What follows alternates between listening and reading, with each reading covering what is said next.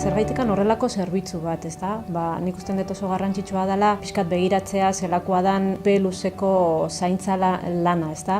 Nolabait aztertzea zeintzuk diran, berezitasunak, ezta? Epe luzeko zaintza lanak denboran luzatzen diren zaintza lanak dira, bestalde ere aldakorrak izaten dira, hau da, dependentzia momentu baten modu batekoa da, baina gero denborakin aldatzen joaten da, orduan aurre egiteko, behar dituzun trebetasunak aldatzen joaten dira ere bai, ezta? Orduan nolabait ikasin behar dituzu estrategia berrixak.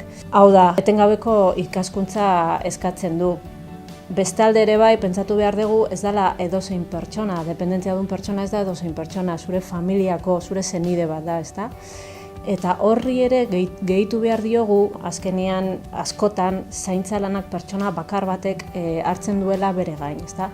Eta noski horrek badauka bere eragina emozionalki, noski psikologikoki, familian ere bai, sistema familian ere, hor aldaketak egoten dira, ekonomikoki baita ere, lanian ere bai, hor ondorio batzuk daude, eta neurri handi batean hor kokatu egiten da zaindu zerbitzua.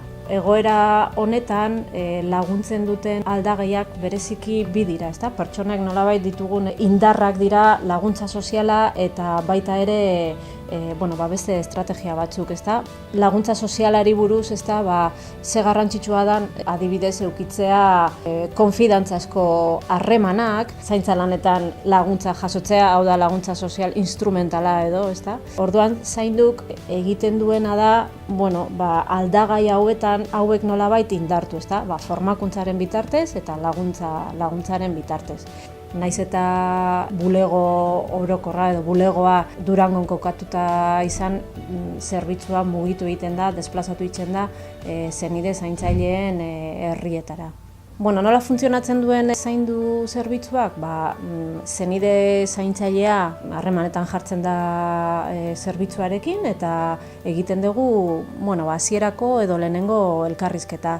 Eta hortzen egiten duguna da, pixkat berak azaldu egiten du, zein dan bere egoeraz, nola dagoen emozionalki, eta adostu egiten dugu, plan bat egiten dugu, aurre egiteko zaintza lanari, ezta? Eta egiten dugu banakako plan hori.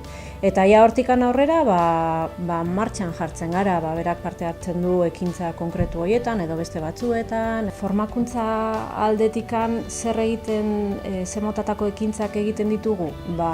Noski dependentziarekin lotura daukaten gaiak lantzen ditugu, ezta? Formakuntza hauek izan daitezke bai taldekuak edo bai banakakuak. Zerbitzutik beti animatu ingo dugu taldeko ekintzetan parte hartzera. Azkenean lehen komentatu dugun laguntza soziala oso garrantzitsua da eta talde hauetan nolabait ere bultzatu egiten da. Irratia ere erabiltzen dugu. Azkenean zaintzaile bakoitzaren egoera oso desberdina denez, saiatzen gara nolabait egokitzen. Eta egia esan, oso originalak igual ez gara, ezta?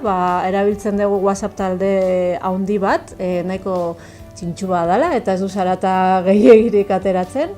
Eta, ara bidaltzen dugu informazioa link baten bitartez. Baita egiten duguna da zaindu irratia a la karta eta Durango irratiaren laguntzarekin egiten dugu. Laguntza taldeetan hemen bai, ezta? Hemen laguntza psikologikoa dago bereziki, ezta? Hemen egiten duguna da emozioei buruz hitz egin, ulertu, izena ipini, pentsamenduak, zeintzu diren gure eskubideak, zaintza lanetan ere mugak ipini ditzakegu, laguntza eskatu dezakegu, nola eskatzen dugu laguntza. Ikusten dugu alderdi psikologikoa lantzea oso garrantzitsua dela, baina fizikoki ere iruditzen zaigu zerbait ekintza bat ere eskainin behar dugula, ezta?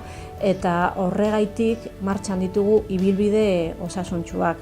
Orduan talde honetan eta ibilbide konkretu batzuen bitartez nolabait elkartu egiten dugu ariketa fisikoa taldean eta profesional batekin. Aukera eskaintzen dugu ere bai banakako laguntza psikologikoa jasotzeko. Izan daiteke nire ordutegiak ez datozela bat hemen zaindun planteatzen diren ordutegiekin, edo ez dut ikusten nire burua gai talde baten parte hartzeko, ze hori ere gertatzen da, bakoitza prozesu honetan puntu baten da. Azkenik aisialdiari ere garrantzi handia ematen diogu, oso beharrezkoa da alderdi hori ere lantzea nolabait ondo sentitu ahal izateko.